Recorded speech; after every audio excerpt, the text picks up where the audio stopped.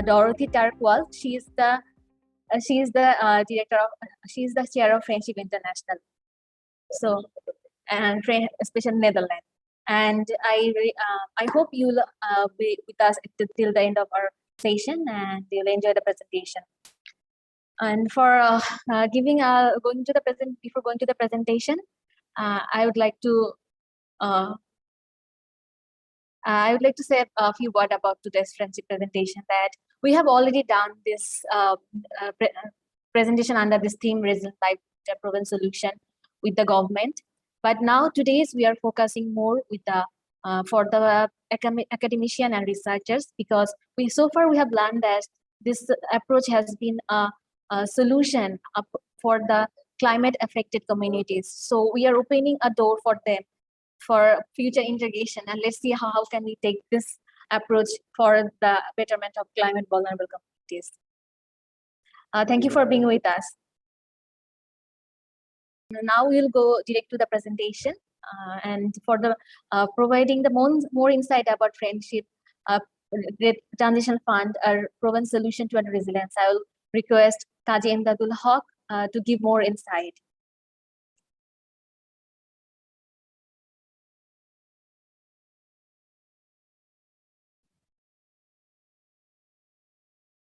Thank you, Zinat. I would thank you so much again for joining with us today. Our today's topic, Transitional Fund, a proven solution towards resilience. We have initiated a challenging program a couple of years before in our working areas, both north and south in Bangladesh. And that actually gave us during this climate crisis, and the people who lost everything, that transition fund, the approach, it can take us to a suitable solution towards resilience. I will explain you step by step, and then will our two discussant and will join us to explain and clarify their opinion on this. First of all, let me share about your friendship. Friendship founded by Runa Khan, 2002, and we work with vulnerable people in remotest communities in Bangladesh, and we are delivering effective adaptation and development solution to address holistic needs, to address need-based approach. Actually, our intervention, none of us interventions stand alone. These are very much integrated. There's the beauty of our progress and improvement, because people for adaptation need health, education, economic opportunity, whatever they need. We need to design our program to address all those challenges, all those crises. And that's why all our program connected each other. And this integrated adaptation is the strength of friendship. Now, many of you are aware, and colleagues from abroad, let us show you the country map of Bangladesh, and you see the red mark. These are poverty areas, mostly poverty-stricken, and at the same time, if you see the right-hand side, the same areas affected by the floods and tidal surge. So this poverty and tidal surge, or the floods or disaster, overlapping each other. And you see the vulnerable communities identified by several researchers, and natural hazards affected areas remain same. And friendship identified these areas to support and to address these challenges and crises. And that's why friendship, we used to say, our 100% working area are climate impacted.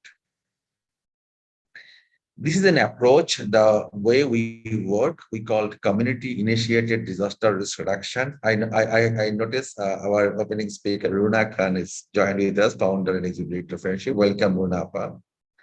So let me explain you CIDRR. Thank you, Amjad. Community-initiated disaster risk reduction is a friendships approach, and now many NGOs started a replication of this approach. And this is actually, we do believe the preparedness itself can't work if we not really prepare ourselves for response if needed.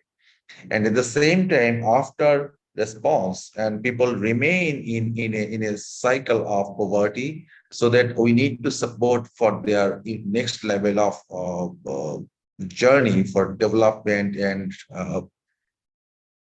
resilience. That's why we do believe preparedness, response, resilience. These three actions need to be connected each other, and friendship design its program to make sure these three actions are interlinked.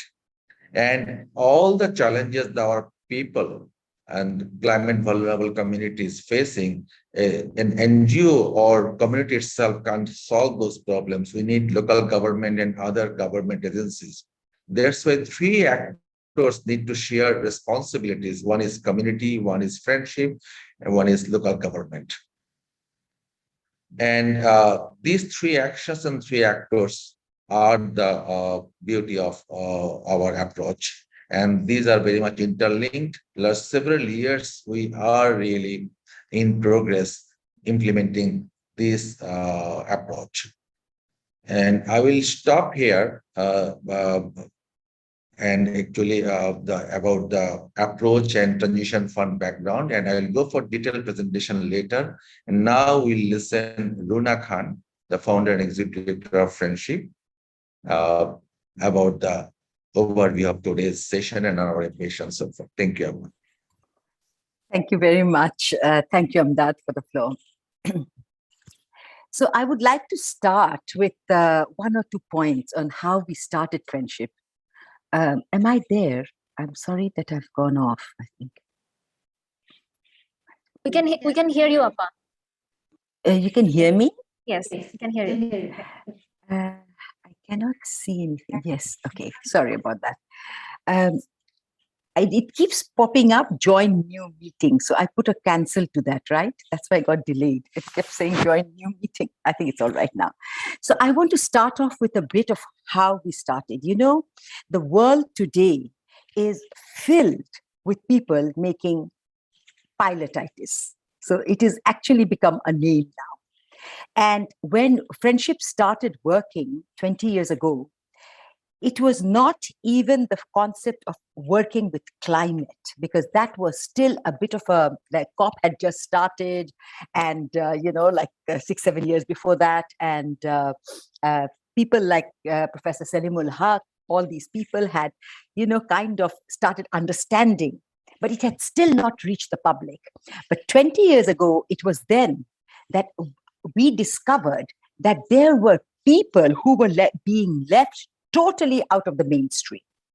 And when you are left totally out of the mainstream, it means that you are not getting access to any services, and you are in the bottom and real ultra poor, because you don't even get opportunity and you don't even get hope for the future, because there's really nothing more that you can do within the context of the geopolitical socio ecosystem. And that is where we started our work. So 20 years ago, we started working with what today we know as climate migrants, or the IDPs. And 100% of Friendship's core project works with these IDPs. All our projects, we don't need to try new projects right now, except for mitigation perhaps, but not to try adaptation projects, because we have started this 20 years back. And we have found, a pilot is quite different from being able to have a project, be successful, ensure that you have credibility, ensure that you have got the scope of replication. And once you have done this over the years, keeping the dependability and quality, that is when I would say that Friendship has been successful. And this is why I say that Friendship has been successful working with the climate migrants. So, of course, we started off with health, because, when a person is suffering, as I always say, that no other development intervention is possible. You need to ease the suffering. Well, in a way, when disaster strikes, you need to ease their fear. And ease their fear means that you have to treat them with dignity. You have to be by their side, so that they have a kind of a hope that they can reach out to somebody.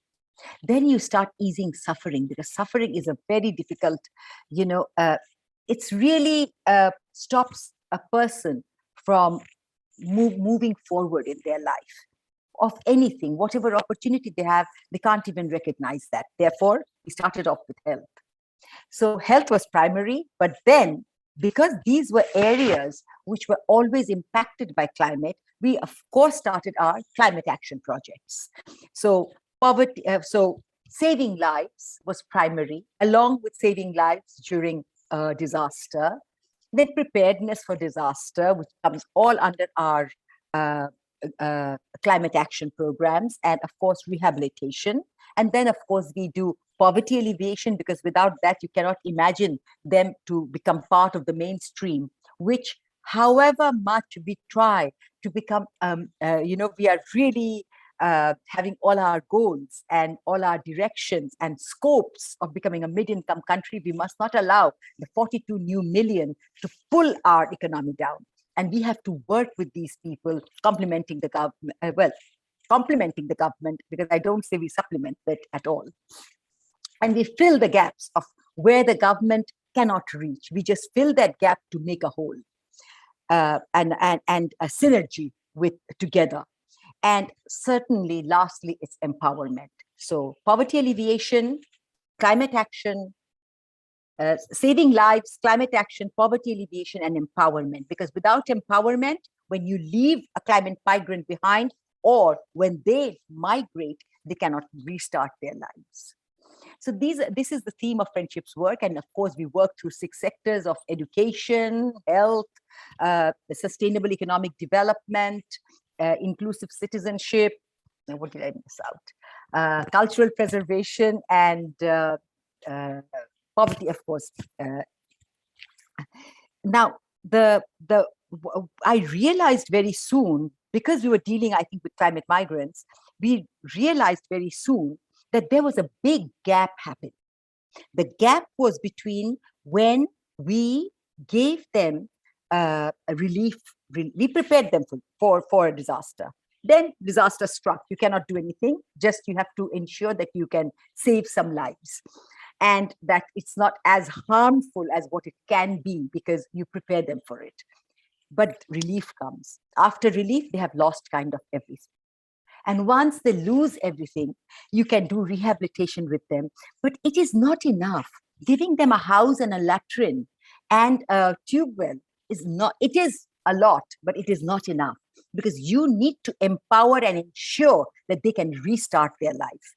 And for that, there is an economic impact which needs to be imbued in them, and how they can do it and how they can restart their lives. And this is where filling this gap between relief and rehabilitation, and them moving on to getting loans, or accessing finance, or even understanding again, as they migrate their geopolitical ecosystem, where they are and where they can reach. We found that there was a big gap. And this is where all the money that was coming in rehabilitation and also the relief was getting sapped under, because they couldn't restart their life. And therefore, we started what we called a transitional funding. You can call it resilience climate fund, you can call it whatever name you do, but the point is, it is a gap funding to ensure, for 2 years, to ensure that these people can restart their life in the same way, more or less. At least they know how to, the life that they had to leave, or before everything got washed away. So what does this imbue, this transitional funding? So the people that we do relief with, or preparedness with, or rehabilitation, after they migrate, they are left in a different environment. This environment means it could be they are totally cut off from the rest of society that they know. It could be they're cut off from some parts of their external families, greater families, their friends, the knowledge that they used to go, or they have lost all their lands, the knowledge of the market, the knowledge of even Like, for example, if you are living in Chinmari and then you go to Gaibanda, which is a government structure, they lose all this.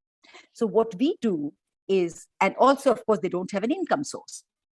So what we do is we give them then, so after we do the disaster relief work and rehabilitation, we give them grant funding. But we monitor this grant funding extremely closely. And in this grant funding, we train them with in all resources. For example, if they have land, on better agriculture because part of the land is gone. If they have a small skit of vegetable gardening, we train them in that. We train them in doing different alternatives, for example, in livestock, or train them in a parasolar technician, as a parasolar technicians, or ensure that they have a little outlet and they know the market. We link them to the market and we ensure they know how to calculate their income expenditure so that even if they want to get a loan, they know actually how much they are spending in terms of their labor, in terms of the resources, in terms of time, which is the best vegetable to grow, which gives them maximum profit, etc. So we do this with them and try to ensure that they minimum double their funding, double the fund. And this fund, suppose we give them 5,000 taka, so they have to make it minimum 10,000. Actually, they have made it 20, 30,000 often within 2 years, if you guide them. And they make this, and then we give this as their base, so that when they even apply for microfinance, be it from us, be it from any other organization, they have a base of security. And they don't fall into this vicious cycle of poverty, which often can lead when you are doing microfinance with the ultra poor, or they try to access finance from the local communities or local middlemen. And then what we do is we ensure that they are linked to the government ecosystem. And also they understand where they stand in terms of their rights as a citizen of Bangladesh. As a citizen of Bangladesh, they have access to government services. Where are these services? Who are the government community? So we link them to that. Where do they go for social justice? We not only have our own people whom we train as paralegal aides who are helping them, and all these hidden issues, of child marriage, domestic violence, giving them a deep understanding of their legal rights and the rights as citizens of this country, which they have, so that, and linking them up with the government mainstream system of health, of education, of legal rights, of access to government aid, because very often they are overlooked because they are so far away. And what we have found is, in spite of people saying that there is, and of course there is, so much of misgiving, of aid, of misgiving of this, actually people all want to give. Those who have that responsibility in their hands, be it the government, be it other NGOs and INGOs, when they get something which they have to distribute and give, they want to give. But very often, these are communities which are in migration, so they are not accountable really anywhere, or they are so far away that giving becomes extremely expensive. So this is the gap which we try to fill by putting them in touch with others. And this empowerment has been success in terms of sustainability. Because when you move away and you still are able to stand on their feet, you still have your grants, you still grant financing, which you yourself has doubled. You still have what you know, how to access more money, how to access the services, which NGOs are not only offering, government is also offering. This link kind of gives them an opportunity, a self-awareness, and therefore dignity and hope that they can continue their lives in a way where they can someday hope to be part of the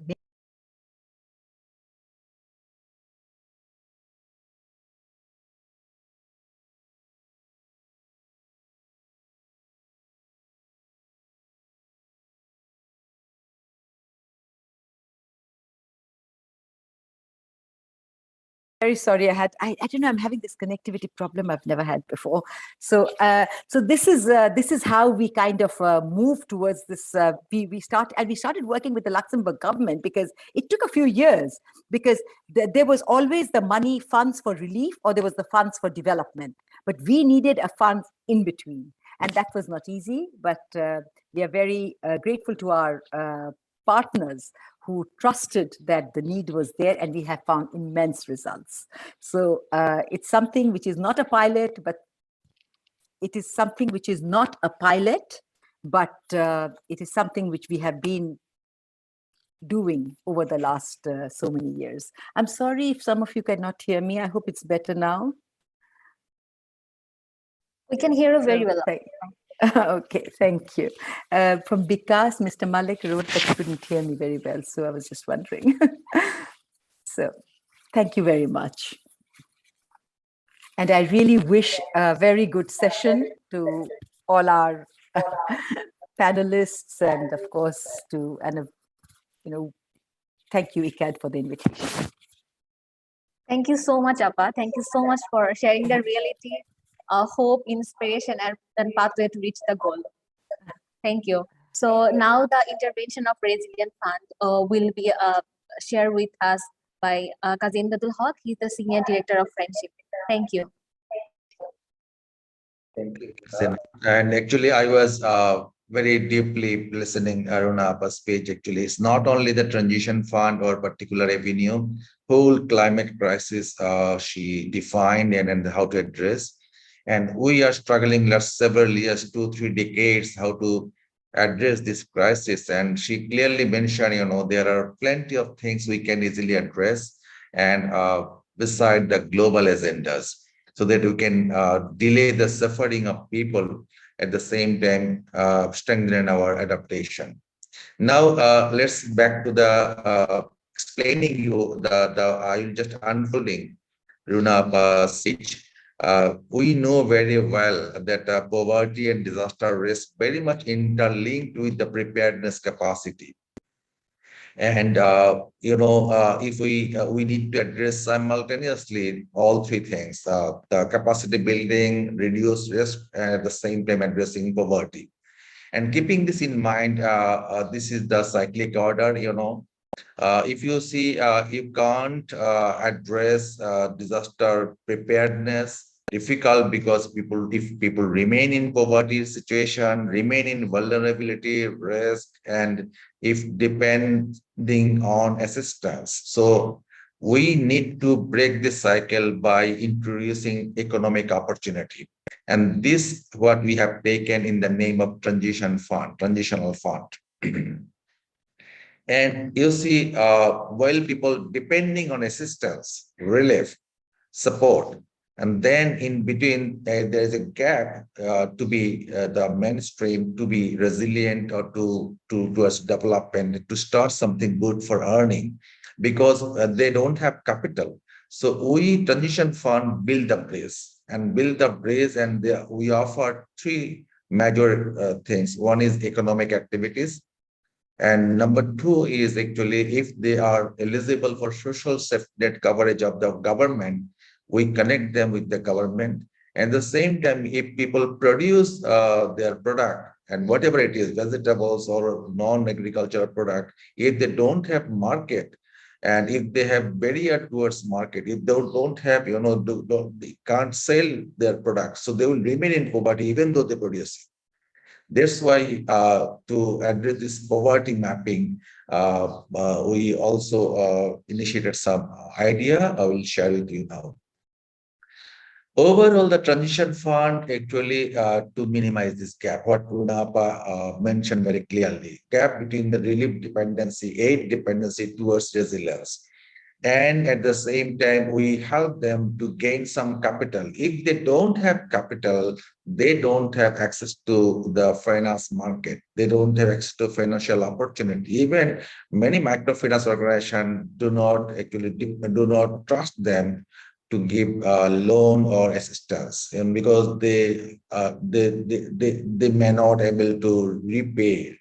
That's why our grant, transition fund, the intention to help these people to gain some capital to able to get access to microfinance or other financial institution at the same time to start some initiative by their own resources.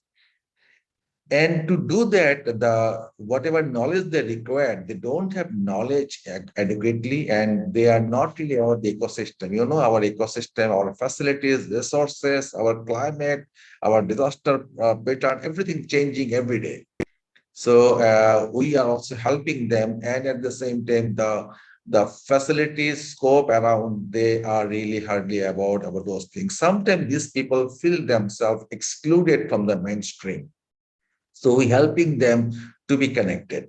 And finally, as I mentioned just now, some there are many villages they don't have market. They have cross the river. They don't have culvert, bridge. They don't have vehicle. Even they don't have way to go with the little product. If they go market, so that it's very difficult to get the profit, and so express is high. Our baseline survey in our communities, we found 27% families only using technology tools to produce agriculture products. Bangladesh is agricultural country, and every day there are plenty new idea, knowledge, scientific innovation we are really in lab and taking place. But these people are such remotest communities, so that they are not aware of or about those technology and tools. 10% family know about saline or food flood tolerant crops. And 54% family, around 55%, cultivating seasonal vegetables and fruits. And only 5.6% using crop calendar that depends on luck. And only 1,328 among eligible 3,390 family are getting VZD, and VZF is a special government social safety net program. And 1,100 people out of 3,000 families getting different allowance from the government. Government has very periodical different assistance or aid for the people in need. But as they live away from the city or the mainland, so hardly they are really connected with those facilities. And 63.7 people out of our jurisdiction, in our jurisdiction, don't have birth registration, which is very much needed to get access for any facilities. So designed how really we can increase and enhance economic opportunity. These people are poor not because of them. They are poor because they don't have opportunity to get access to the economic options. They don't have access to the market. So we wanted to make sure to improve their economic opportunity. And as I mentioned, we wanted to ensure beyond their economic opportunity, if they have some entitlement, because government has different packages, like for the elderly citizen, for disabled people, for freedom fighter, so that if they can have some money in their family through those social safety net coverage, that will add some benefit. And finally, the advocacy with the local government to make sure allow to help people to be in the market. This is, the in 2020, when we conducted the inland survey within 2 years' time, unbelievable. That is, the income from agriculture increased significantly from 16,000 in a year, it increased 36,000. From average income from non-agriculture area from 44,000 in a year, it increased up to 66,000 in Bangladeshi Taka. And average income 61,000 to 103,000. Truly is really amazing. And this is not only money. Beyond that, there are social issues, there are technical issues, other issues. We realize significant improvement. Integrated crop techniques from 15%, it increased up to 92%. And technology tools using in agriculture from 27% to 99%. Crop calendar using by 5% to 87%, which is very much needed and need to be updated. And saline, flatland, I mentioned the only 10% people knew this. Now 95% are aware about flood and saline tolerant crops. And as I mentioned, not only that, our social safety net coverage increased 2,400 to more than 5,000. And a family member visit Union Parishad. Union Parishad Council is the local government office. And sometimes people dare to visit those offices and they feel huge hesitation, though they need to be there for different support, assistance, and different purposes. And before, in baseline, there was 5,000 people that visited Union Council office, and end line we almost double 10,000 people visited Union Council office. The social group, actually we have some different community groups, they actually taking for risk reduction, taking for some initiative, at the same time helping people to get the access to government legal services, like, and at the same time many challenging issues, critical issues we handle within the community, like early marriage stopped, dowry prevented, family problems solved, divorce related issue handled, land related issues settled, if it is in stopped, and other seven. These are several thousand cases we addressed. I didn't go through numbers because the whole intention of this study is a comprehensive program, the way managing the economic opportunity, access to market and social issues. And two example out of 122 examples. One is this bridge made by the local community with the strong support from the local government, resources from local government. The local community shared their labor and time. And the market, this village has no market, and now they have market, and so that they can sell their vegetables, these that here. This is it's possible. It's not a big thing, but it's really small, but impact is very big. This community and no need to go to across the river, and far with their little products and to buy something. This money rolling within the community, and we calculated 199 million Bangladeshi taka actually of all those 122 local infrastructure within the existing resources, within the existing people, within the existing system management, we everything done, and that actually removed the barrier to get the financial opportunity. These are some tools we use, and we are ready to offer support for any organization, academic institution, or any uh, research organization to deal with those things to continue their study. The left side, the cost and profit analysis, actually we help people to be able to decide what crops, what vegetables they should proceed. So approximate the cost and profit analysis, we help them to understand. And right side, we give them some handbook to learn about different vegetables, how they can manage pest management and the production level, all. And the income and expenditure card is really a unique card. I hope you will happy to know they are now keeping record, keeping entry their investment expenses, income in this book, so that they can realize at the end of year, at the end of month, where they should control and where they should give emphasis. Two other things looks very hazy, but it's really each and every family wise we develop a socio-economic data, so that different family has different reality, space, their ability, their resource, their capital, so that we can't give single prescription for everybody. So that different family wise we design their economic opportunity. And the right hand side, what I just mentioned, the poverty map, the in the world, poverty map has a different interpretation and meaning, but here each and every community draw their poverty map, and poverty map identify the barrier to be in the market.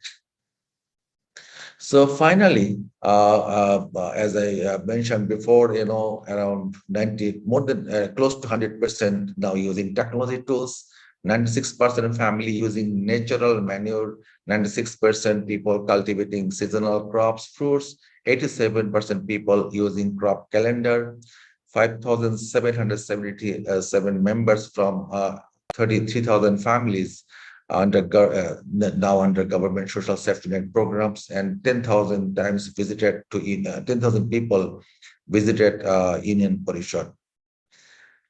This is to me the key slide. Through all this assistance is unbelievable, but it's true. We have evidence, references, double check. 67% income increase within 2 years time.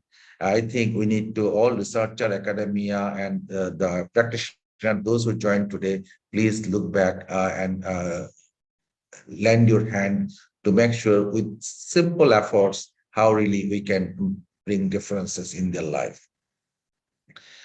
And but there are some challenges. I mentioned income expenditure card record maintaining. Adult literacy still a big challenge in Bangladesh. We engaged our team members, those who are community level, community based. We have friendship has huge number of volunteers and staff, so that they're helping people to learn literacy and to maintain the card. And sometimes their children, those who are now in school, they're helping their parents to maintain record. Unpredictable disaster damage their vegetable garden. So backup support for fund and seeds needed. We introduce some ideas how really they can preserve their seeds and how they can get back to their vegetable gardening again. The Amphan, the different cyclone, Yash, all actually inundated their areas, so that suddenly they lost everything. Local government, they are now realize, these, if they address those little infrastructure, that can immediately help people to gain economic benefit, but their budget remain inadequate. So that we need to negotiate, we need to advocacy the central government, and to reallocate budget according to the local need. At the same time, some decisions remain with the central government and upper level. And local government, I think in near future, all of us need to join in advocacy to allow local government to take some decisions to reduce poverty. As I mentioned earlier, poverty linked with the adaptation, poverty linked with disaster reduction. Thank you so much from my side. Our the program manager actually who is leading this program, Naim here, and definitely will join in open discussion and question and answer. Now I will proceed for the panelist. Thank you so much. Thank you, Imran Bhai, for sharing the intervention made by Transitional Fund from the root level. So I would like to request our panelist, Dr. Rumana Sultana, to provide her discussion. Before that, I would like to introduce a little bit about her. She has a long experience about environmental leadership and sustainable development. Thank you, Rumanapa, for being with us. Thank you, Zinatapa, for nice introduction. And I was really listening to the Runapa and Imdad Bhai's talk, which were really very amazing and very interesting. So I would like to share something. Is it okay to do that? Zinatapa? Yeah, you can do that. Okay, so I can see I am disabled to share. So if you provide me the access, it will be great.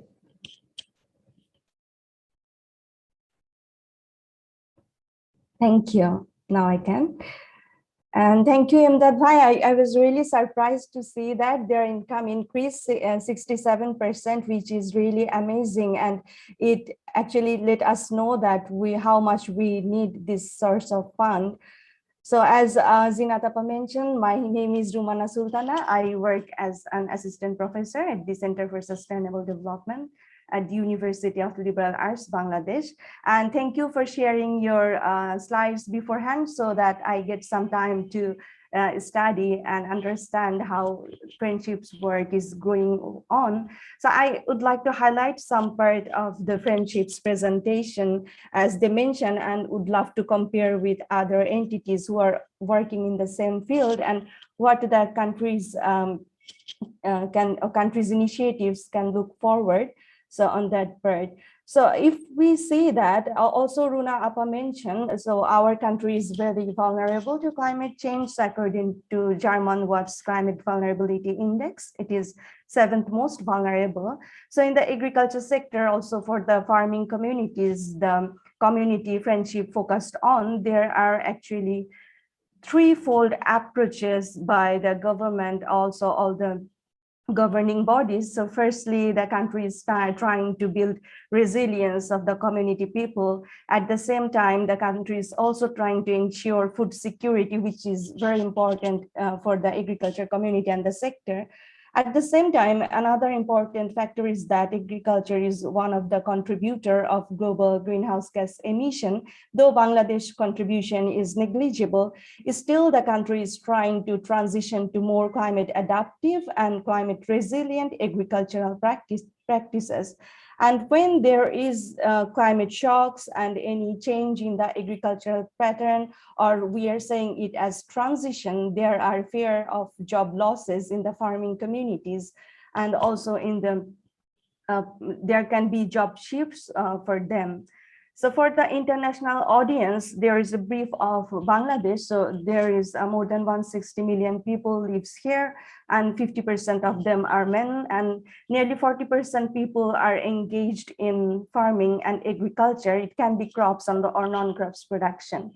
And also in our policies, like the very first climate change strategy, we have mentioned about disaster risk reduction.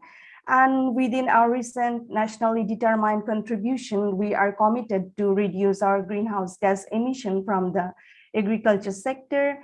And also in the perspective plan, 5-year plan and Bangladesh Delta plan, there is mention about climate change adaptation, specifically promoting sustainable agriculture, and also in the Mujib Climate Prosperity Plan. And also we have the National Adaptation Plans draft in our hand, though it's not finalized, but we can see there the draft talks about climate smart agricultural practices for community development, and also developing transformative capacity. And for doing all those things, we actually need transitional fund. So without that, we might not be able to fulfill whatever we have in our policies. But it was quite interesting that since our independence, our agricultural production, for example, rice quadrupled in by now. And unfortunately, this sector is facing drought, cyclone, and flood kinds of disaster. So this sector concentrates on increased productivity, enhancing resilience, and reducing greenhouse gas emission. So here I'd like to share a bit from our study where we found in the Northwest Bangladesh agriculture sector. I think it also similar to the friendships presentation. There are several vulnerabilities like increased temperature, and there were problems like lack of soil moisture for the farmer community members, and they face change in the rainfall pattern, lack of suitable crop varieties, and limitation in harvesting, limitation in livelihood diversification, lack of crop diversification, and lack of institutions who can help them to share their risk or to manage their risk. So there are several strategies which are ecosystem based and can help to disaster risk reduction, like they excavated their ponds, they adapted rainwater harvesting, also they adapted solar energy in the agricultural field, and they adapted some climate smart methods like combined agriculture, vegetable farming in the homestead, something like that. But still there are some bottlenecks. Many of the farmers are still practicing climate sensitive farming.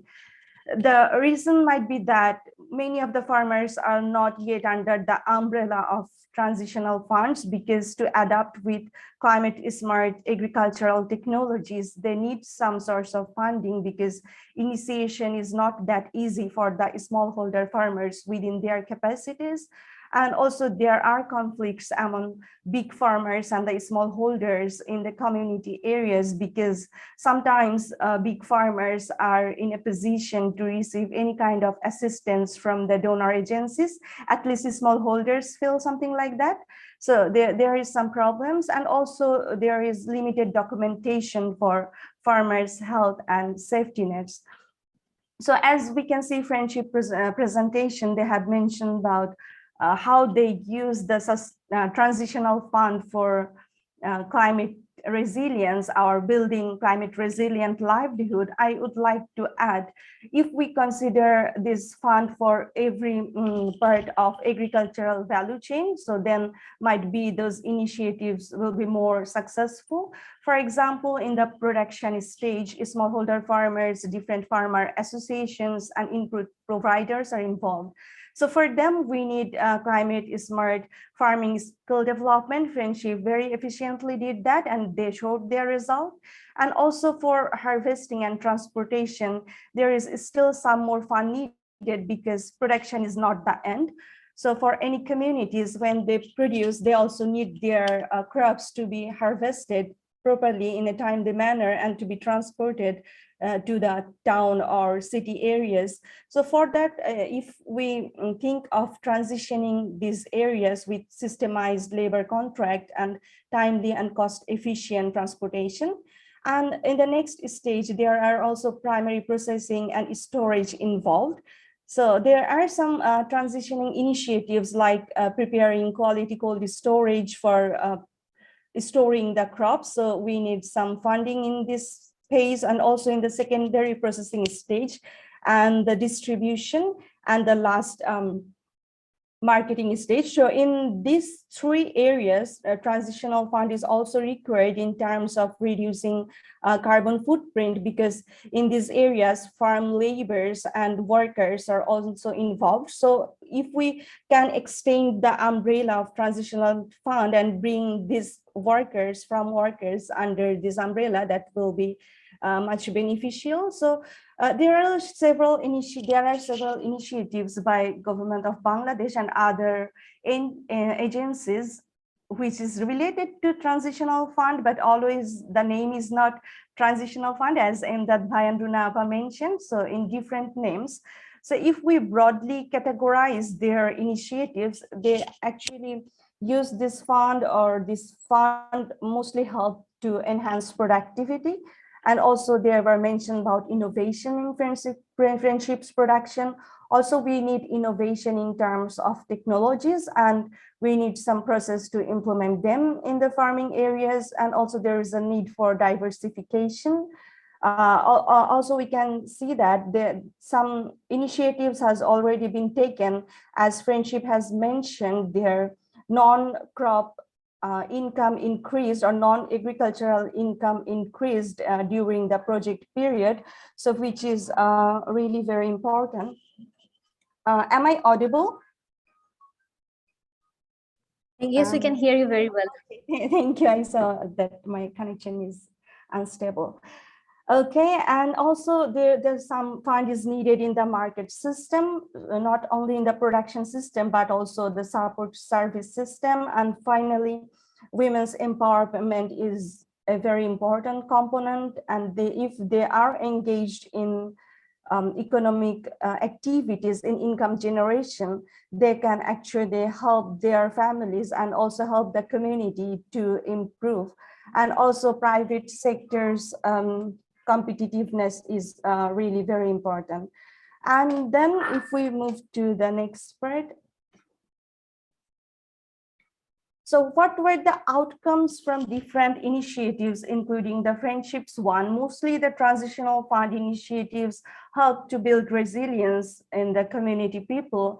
And also food security was proved very important one during the COVID-19 pandemic, because we see that health sector and food security was the first priority for us. So this is another outcomes, and also this should be considered when we are using this fund. And also women proved as game changer.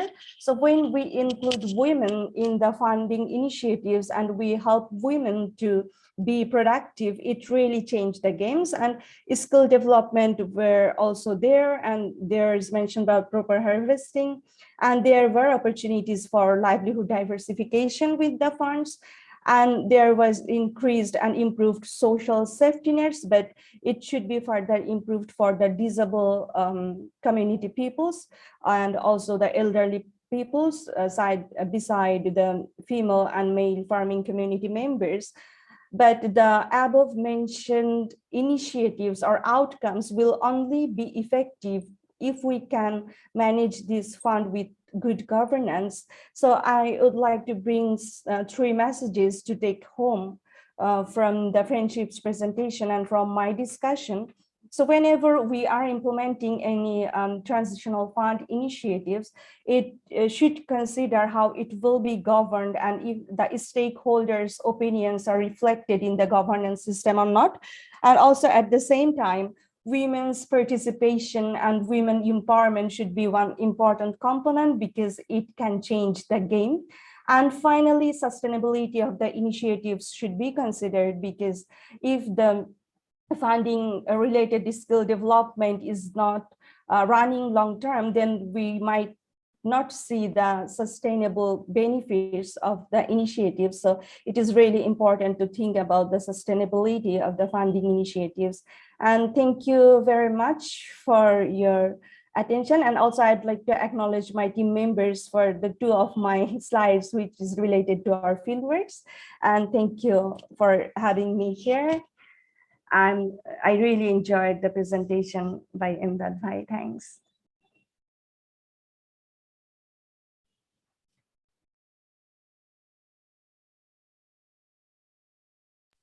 Thank you, Ruwanaba. Thank you very much.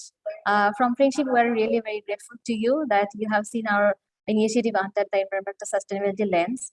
And I hope we will do work in future. Thank you. So now I would like to request Dr. Dijen Maulik sir. He is the Senior Professional Service Consultant at the Bangladesh Center for Advanced Studies. He is also a renowned researcher in Bangladesh. He has a long experience in doing research on climate change and resilient livelihood. So now, sir, I'll request you to give your open panel discussion. Good morning. Thank you, Janatapa. Actually, this is my great pleasure and honor that you have invited me to speak in this ICAT and friendship-led session on resilient livelihood. BCS has long interest in climate change, adaptation, mitigation, climate science, and we closely work with ICAT and other partners on Gobeshona issues, Gobeshona conference. So it is our great pleasure to speak in this interesting session.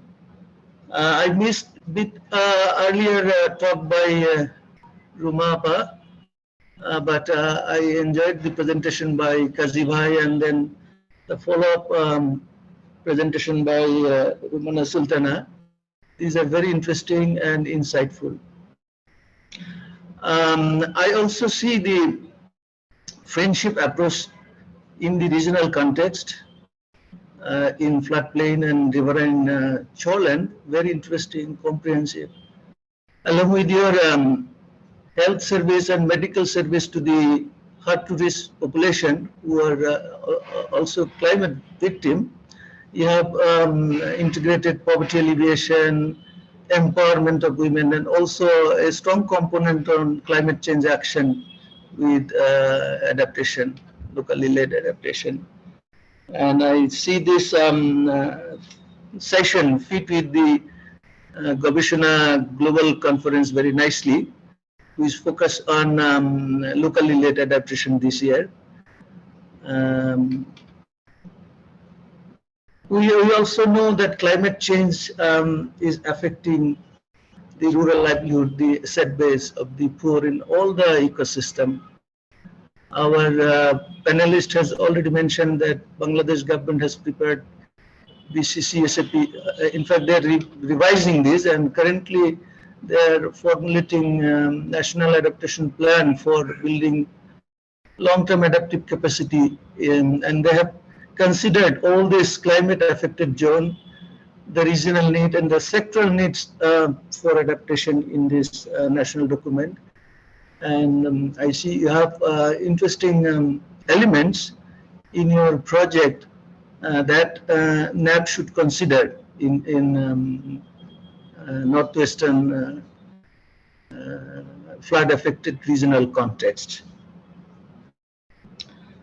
The climate change is affecting all the capital, livelihood capital, including the natural, physical, human, social, and financial. And this approach by friendship, you are increasing financial capital through the transitional fund, which is very interesting and very critical to the vulnerable people.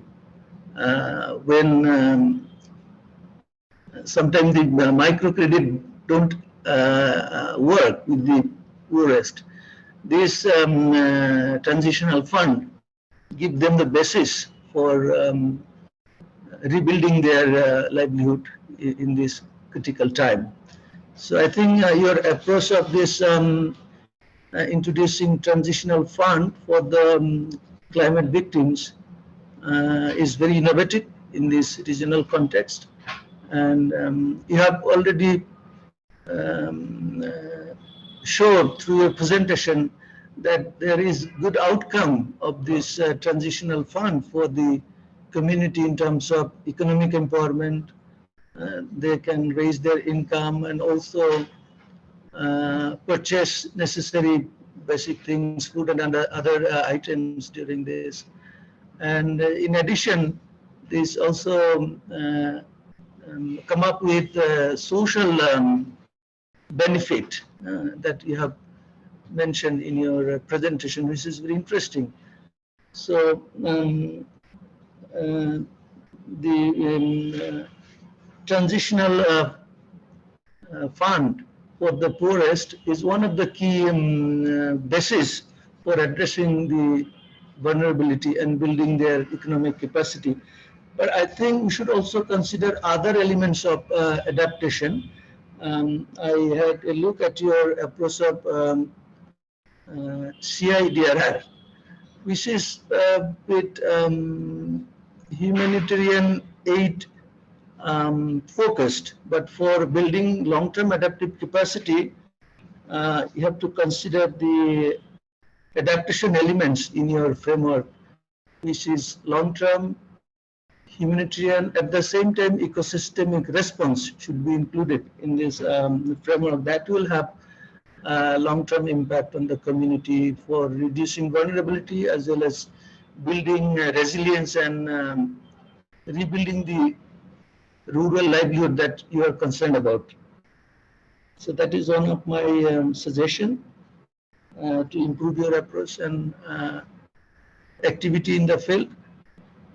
You have the good approach to find practical solution with this transitional fund that help to increase their productivity, although they have very limited resource, the poor. So they need additional capacity and technological support to make this program more result-oriented and reducing their vulnerability. I also got much interest in the follow-up talk by Rumana Sultana. She has mentioned about the technological innovation and other support for the poorest for improving agricultural diversity, productivity, and establishing market link. And that will support rural livelihood to cope with or rebuild after flood disaster and other climatic disaster in different ecosystem of Bangladesh. Let me finish my observation with echoing with the IPCC's recent findings in AR6. They have mentioned the forcefulness and wider impact of climate change across the world, but also mentioned about the glacier melt in Himalayan region. And they cautioned us that in the next 1 and 2 decades, since glacier melt will be greater, and also because of erratic rainfall, there could be bigger flood in the next 1 and 2 decades. But by 2050, there would be severe scarcity of fresh water in the river system, including Ganges, Brahmaputra, and Tista Basin. That's support Bangladesh for agriculture and health and domestic water for the poorest people. So that would be a bigger concern in the coming years. Beside this innovative adaptation action with community, I think we should think of the regional approach of addressing this water crisis induced by climate change, and that may affect health, livelihood, and well-being of the community. And we should require more basin-level adaptation approach with both structural and non-structural measures, capacity building knowledge. Our presenter has mentioned about the transformative capacity that should be built within community as well as in the institution and system, which will really help us to address the future climate change impact. But your approach with the community, with the focus on transitional fund and building their resilience, protecting their livelihood, all these are crucially important at this stage. But we have to think of climate change in a bigger picture, in a regional and also time dimension, 2030, 2040, 2050. So thank you very much for your experience and knowledge that you share with us.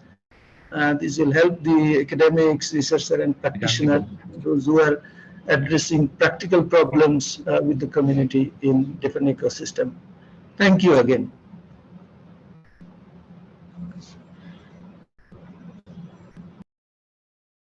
Uh, Thank you, Dr. Dijan Malik. Thank you so much for your suggestion. And we actually very open to have your suggestions and experiences. But just to look back, the CIDR approach, if you see the top, the preparedness part is the risk reduction part. And then in case any emergency, you offer response. And we believe, if people, those who are in the process of preparedness, if they face any difficulties, any situation, any crisis, we can't stop ourselves. We need to lend our hand to help them to recover and to overcome the crisis. That's why response is part of our approach and intervention. And after that, we can't again stop ourselves. We need to continue the journey toward transition to development. And in the top, if you say alternate option and climate change adaptation, disaster resilience. These all actually we are trying to cover all the tools and adaptation initiative and methodology, and to make sure they are really towards resilience. And I appreciate your suggestion for the building institution and in their capacity. And the three actors, one of the actors is local government, and which really we help them to build their capacity and to be part of the adaptation initiative, and at the same time reducing risk for disaster. And I truly appreciate and thank you so much for your thoughtful comments and suggestions. And I'm sure we'll be able to work together in near future. And now I'll go for the question answer. If any questions, Zinat, over to Zinat. Thank you so much, Bhaiya. So now we are opening for our open interaction. We already have many questions. Like in the chat box, we have the question of what type of climate smart agriculture introduced in community level for resilience of vulnerable people in coastal Bangladesh. So now I would like to request our project person, Mr. Naim Khan, to give his feedback on this question. Thank you, Naim Bhai. Assalamualaikum. Actually, we do in the coastal area, we do individually targeting the beneficiary, like the sack gardening, which needs less saline water in the soil, And drip irrigation also, we use homemade pesticide with the mahogany fruits, and also we make the homemade compost, the vermicompost we use in the crop. Also, we try to engage them the salt tolerant rice in the coastal area, and also we try to use the maximum of their land to under the crop cultivation or the homestead gardening. Next question, yeah. Thank you, Naim Bhai. Thank you for the feedback. I have another question on, like this question will be for Dr. Rumana Sultana, that how smart agriculture can contribute for human and ecosystem. Rumana Pa, we need your reflection on this. Yeah, thank you for the beautiful question. Actually, yeah, climate smart agriculture is really important for needed for human and ecosystem, right? The question was, yeah. Firstly, if I think about the human side, it's beneficial for us to adapt with climate change, as we see every day in the newspapers and in different platforms that flood is coming, cyclone is coming, there is drought in the northwest. So when we are facing these disasters, we are not actually getting impacted. Our health and mental health is not only getting impacted, at the same time, the crops in the lands, other non-crops, elements like vegetables, fruits, everything is getting impacted. So if we adapt climate smart technologies like floating garden, then agroforestry, these initiatives can help us to produce in a high saline environment in the with limited soil moisture. So if we can produce in adverse situations, it helps us to ensure our food security. At the same time, it helps us to maintain our income in a acceptable manner. At the same time, if we think about ecosystem, mostly I rather say ecosystem-based adaptations, which are sometimes a part of climate smart technologies. These are beneficial for ecosystem. For example, if the floating garden initiatives, it was traditional, but at the same time useful for the environment. If we use organic fertilizer, this is climate smart because it helped to reduce greenhouse gas emission. At the same time, it's useful for the ecosystem and also for human being.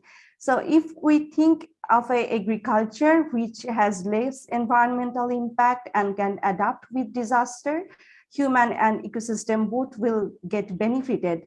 And if any benefits is only for human being, not for ecosystem, then the benefits will not sustain. It will be beneficial for a short term, but in long term, we will get very negatively impacted by that initiatives. So I always see this kind of initiatives as, and I always love ecosystem-based disaster risk reduction initiatives because it's always beneficial for not only human being, but also for the ecosystem and ecology. Thank you. I hope I answered the beautiful question. Thank you. Thank you, Romanapa. Thank you for the reflection. It is very precise. So now we have another question. I pitch it to the Tijan Malik sir. Sir, we have another question in our chat that this is a real transitional issue for small NGO, but what are the solution initiatives? Sorry, I could not get your question. Could you please repeat it again? Yeah, yes, sir. This what we have talked. They try to learn, but this is the issue for a small NGO. But what are the solutions and initiatives? I think he's trying to understand that on the broader picture or broader area, how we can do this. Well, adaptation is a process-based action that could be initiated by individual, community, stakeholder in a region, and also at macro level by the national government. I think NGOs are giving very crucially important service to the community who are most vulnerable in different ecosystem in our river and floodplain, shorelands, as well as in the coastal area where all the climatic stresses are there, including cyclone, tidal surge, salinity, and others. So NGO work with the vulnerable community very closely. They develop their adaptation plan, considering the climatic stress, their resource base, impact, vulnerability. But you're right, these small initiatives are immediately needed for survival. But given the forcefulness of climate change and impact in the long run, I think government and the international development agencies, they should come up with big technological innovation in the key areas of impact, like food and agriculture, water and health, infrastructure, that would need bigger investment and technological innovation where government must invest. At the same time, NGOs and their experiences are to be integrated in this regional approach with long-term adaptation measures. And we're happy to note that Bangladesh government has revised their BCCSAP, Bangladesh Climate Change Strategy and Action Plan, which has both adaptation and mitigation component. And they have increased their thematic area from earlier 6 themes to 10 themes, as we know, but we did not get the detailed report yet. They will include all these elements of long-term adaptation approach with community, NGOs, and actors. And recently, the NAP process has also did some assessment in the regional level, in the coastal area, floodplain, upland, and also in urban area to build resilience in the city. They will include sectoral adaptation as well as community-based adaptation. And recently we are also learning from different actors and stakeholders about the nature-based solution, ecosystem-based adaptation. All these are needed for building capacity of the community, NGOs, and vulnerable community to address the risk and vulnerability and building a resilient society. Because the slogan of the government and the community, disaster community, is that Bangladesh was portrayed as a vulnerable country. Now we think we are moving towards vulnerability to resilience. And I think this Gobeshona conference is contributing a bit about the approach of how to build resilience at the community level, regional level, and national level, and where we can get support from government and also UN agency under the UNFCCC. So effort should come from all actors and stakeholders, from community to nation and global actors. That will help us to address the vulnerability and bigger impact of climate change, and we can protect our development, livelihood of the community in the long run. Thank you. Thank you so much. Thank you, sir. It's true that if you want to go for the sustainability, we need to work together. So we have another last question. I'd like to request Dr. Rumana Sultana for addressing this question. That the question is that transition fund, can we see transition fund and adaptation and resilience go simultaneously together? Romanappa, if you can't take understand the question, I can repeat again. Yeah, thank you. I hope I understand that can transitional fund, adaptation, and resilience go together, go simultaneously? Yes, of course, why not? Because transitional fund is for taking forward the adaptation and resilience process, and this fund is for building resilience. So if resilience is not going forward, then why do we need this kind of fund? So but of course, I think the question has been asked because some cases the funds are not properly mobilized or not utilized with proper governance, as I mentioned in my first take-home messages.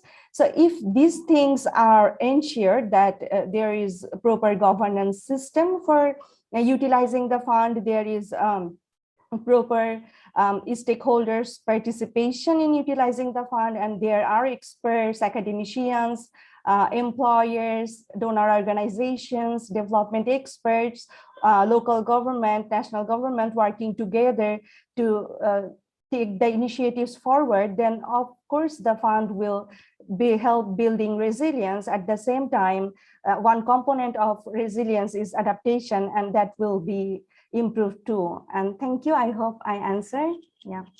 Thank you, Abba. Thank you. You all described very well. So we are at the end of our session today. So now it's my pride to call our closing remarker, Dorothy Terqual. She is the chair of Friendship Netherlands. Dorothy, over to you.